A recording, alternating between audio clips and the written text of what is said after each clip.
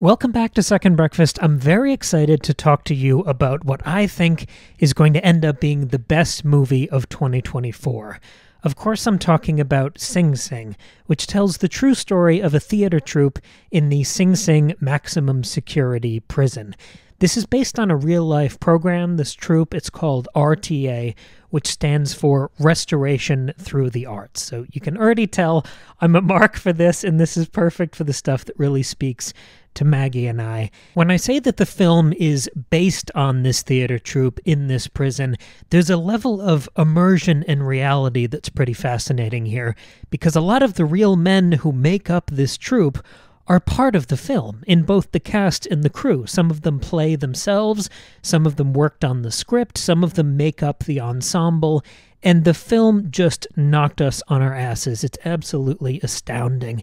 It is inspiring in a way that is never cheesy. It is as life-changing as it is life-affirming. And the first thing I want to spotlight before I get into some more meaty discussion is Colman Domingo, who plays the main character here, Divine G, who's in almost every scene.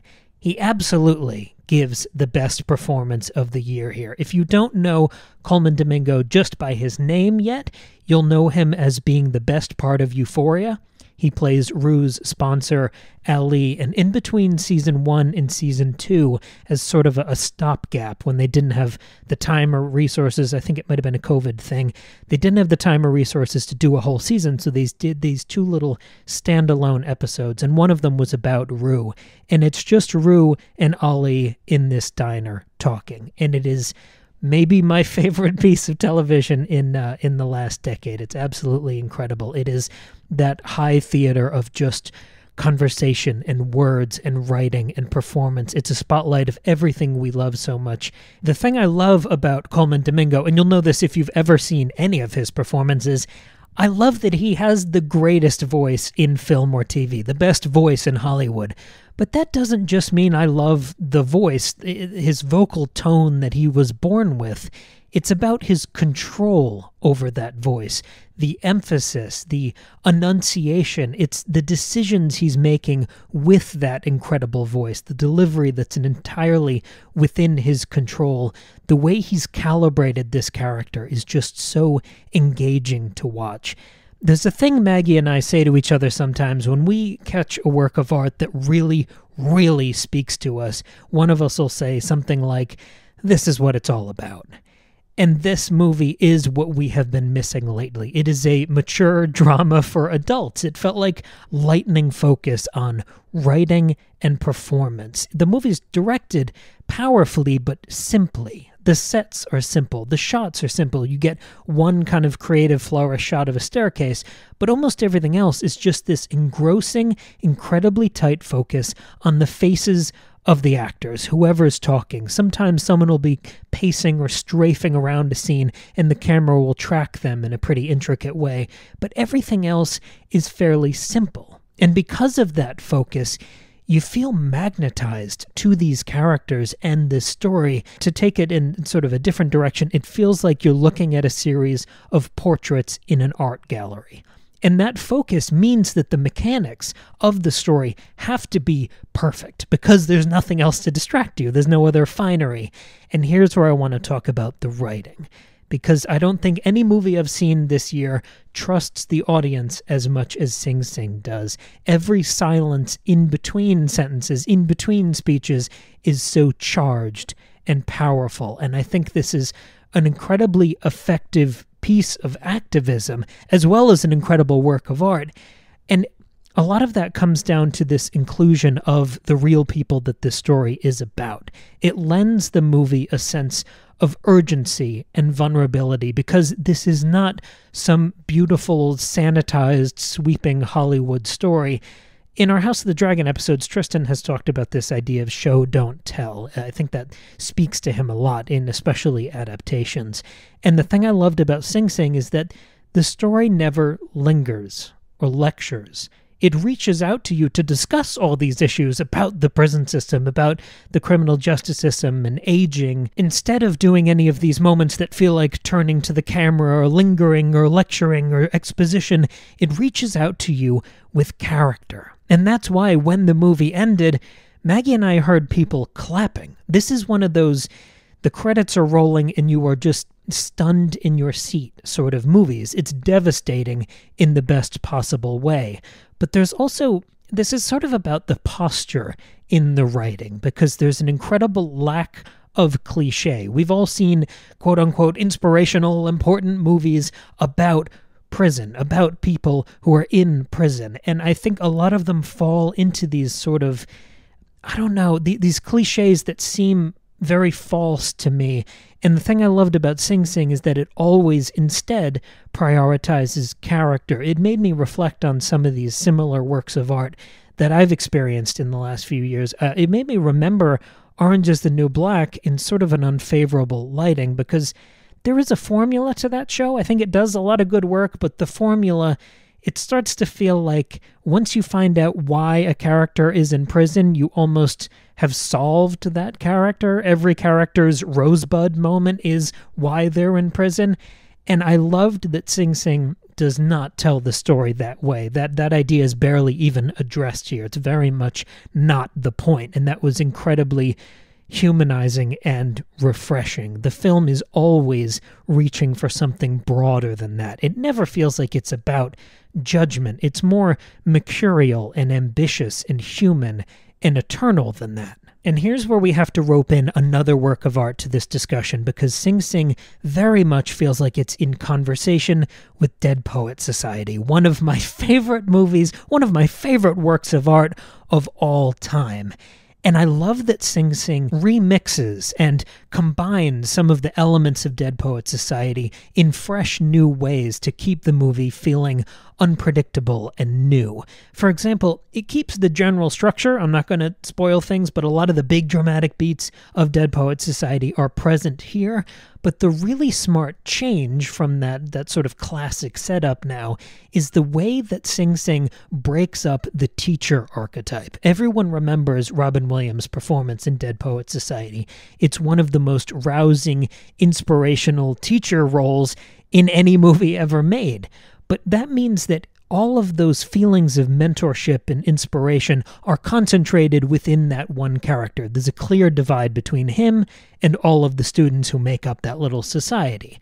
The thing I love about Sing Sing is that it breaks up all of those feelings of mentorship and inspiration and scatters them throughout the theater troupe. So in different moments when characters are really feeling themselves, or they're at the center of the plot, or things are going well for them, for example, Divine G, who's played by Coleman Domingo, at various points he will be the leader of the group and take on that teacher role, or he'll be on the back foot as sort of the arrogant student, or he'll be the savant and the inspiration to the rest of them. The film has remarkably dynamic characters, and the shifts within each character are incredibly compelling.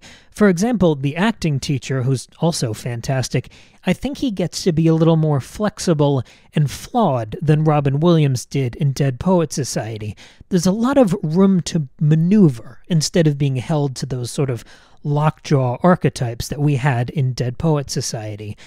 And all of this makes sense because you're dealing with a group of much older, world-weary, and experienced characters. But also, of course, it's not just that these characters are older, it's that they're in prison. There is a level of tension and reservation. There are these unspoken group dynamics that have to be communicated through implication within the writing, through subtleties in performance, and that was just absolutely incredible here. It felt again like such a truthful rendering of men. If I can jump into something personal here for a second, the film made me reflect on a whole number of things that I wanted to run through here for a second.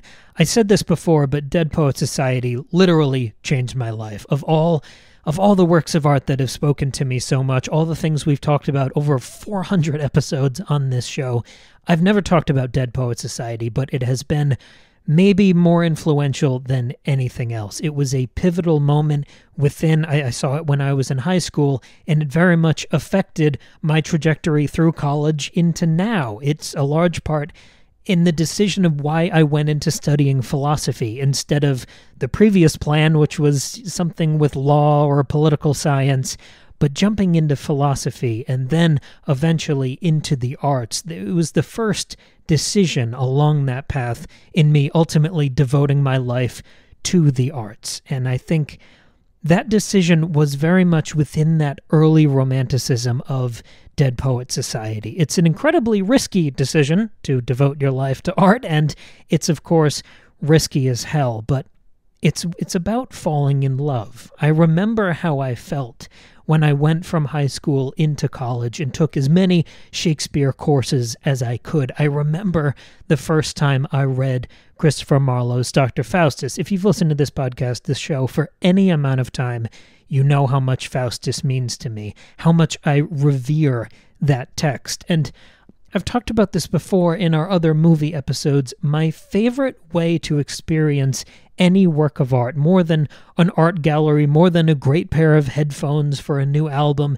the thing I love the most is an IMAX theater. We happen to live near the biggest IMAX screen in Texas, and it genuinely is absolutely incredible because it allows you to prostrate yourself before a work of art. It means that the work of art is 1,000,000 times bigger than you, and it's as immersive as humanly possible. You get to immerse yourself in it. You get to learn from it on a scale that is, it almost feels abstract more than it feels literal. And that is how I try to put myself in relation to all works of art, whether it's us talking about House of the Dragon or reading Game of Thrones or any of the other millions of things we've talked about here.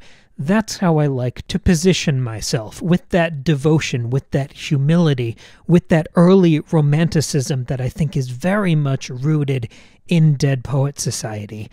But moving from that, which is a film I so associate with my high school experience, with those early relationships that I had with art, moving to something like Sing Sing felt like a graduation. Because for me, Sing Sing feels like an analog for my experience in graduate school. I went to NYU and I did a program in the experimental humanities.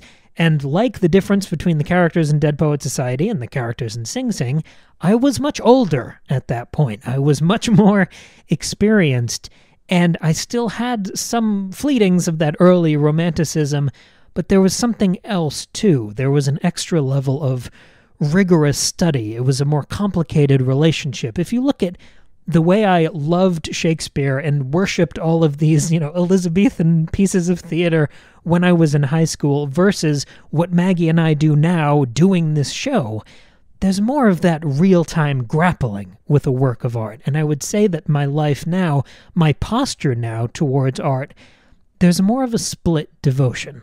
I am as interested and passionate about studying art as I am now about making it. And for me, part of that journey during grad school was taking an acting class. I had the incredible honor of being in a comedic acting class taught by Angela Pietrapinto, who, of course, you'll know from her fantastic work in, Goodfellas. And I learned so much from being in that class. This came years after I started writing.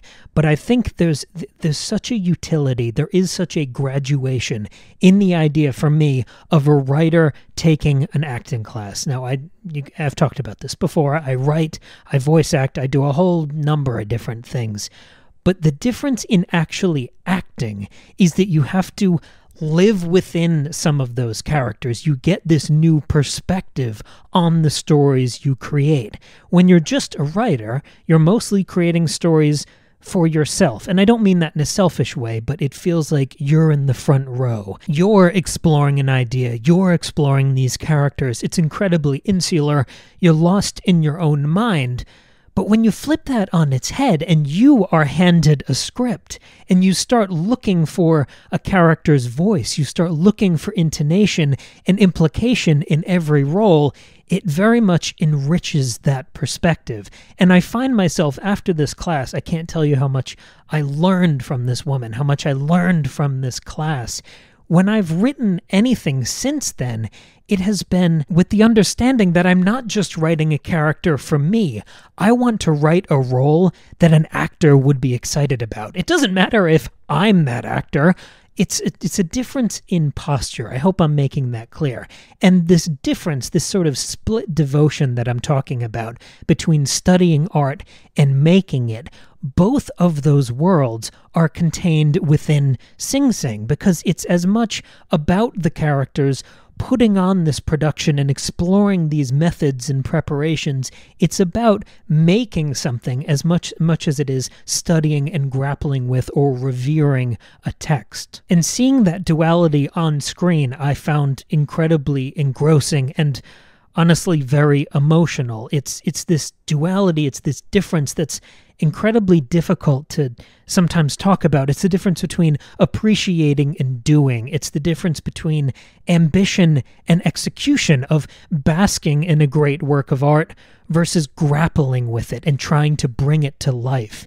And I think those things have always been intricately connected for me. When we talk about Shakespeare on the show, when I talk about Faustus, endlessly digging into those texts, when we go chapter by chapter through a book, whether it's The Witcher, Lord of the Rings, or Game of Thrones, the end goal of that, of parsing and analyzing all those little breadcrumbs, the end goal is not just to say, wow, this author did a brilliant job here. It's about us, too. This analytical work is not objective. It's about how it hits me. It's about how a story speaks to me or how it speaks to Maggie. We learn about ourselves as much as we learn about an artist. And Sing Sing explores that subjectivity in a really beautiful way by not just having these actors put on a Shakespeare production. I feel like that would have been the predictable thing for this sort of movie. But instead, they're putting on this mishmash story with Hamlet and pirates and Egyptian pharaohs, and it's not the point. The actual work that they're adapting is not the point. I feel like it's a way to evoke all of the overlapping subjective efforts that it takes to put on a production. If you've ever gone to see a play, you are seeing so many creative visions at the same time. There's the person designing the sets, there's the person designing the costumes, there's every individual actor's interpretation of their character sort of mixed with and married with the director's interpretation. You have the writer's story. You have so many of these things blending and swirling together. And you are part of that as well, because you're bringing something to the story. You're taking something from the story. And if Dead Poets Society reveled in the classics in a simple, sort of pure way, the thing I loved about Sing Sing is that it struggles with art and the practical mechanics that make up the construction and expression within a work of art. You see people analyzing lines, you see them struggling to find their characters. It reminds me of the difference in me going off, when we're not doing episodes here, when I'm writing something, when I'm recording something, when I'm drawing a comic, I'm doing that on-the-ground grappling sort of work. And then when I come over here and do an episode of Second Breakfast, I am back in that IMAX posture of revering and analyzing, and that duality, I find that between these two films, Dead Poets Society and Sing Sing. And to zoom out for sort of a final point here, I really love that these movies work on the same level, and I think very much in tandem, in that they both use their settings as jumping off points. I would argue the Dead Poets Society isn't really about private school, as much as I would say that Sing Sing is not really or not just about prison. The thing I admire so much about these stories is that they aim higher than that. They aim deeper than that. Both of these stories are about humanity. They're about death and love and art and regret and our hopes and dreams. It's these stories and these subjects, these themes that change our lives. These are universal themes and ideas. These stories have everything for everyone. When I get out of a movie like this is why I turn to Maggie and say, this is what it's all about. This is why we go to the movies. This is why we study art. This is why we make art. This is why we pursue art. This type of episode is maybe my favorite to do. We call them bat signal episodes between Maggie and I, where we just throw up the spotlight and try to get some eyeballs on a work of art that really is incredible. And if you want even more enthusiastic art discussions from us, we have dozens of bonus episodes over on our Patreon. $2 a month, you can support the show and go through the whole back catalog over there. We're adding new ones all the time. Thank you very much for joining me, and we'll be back in just a few days with another brand new episode.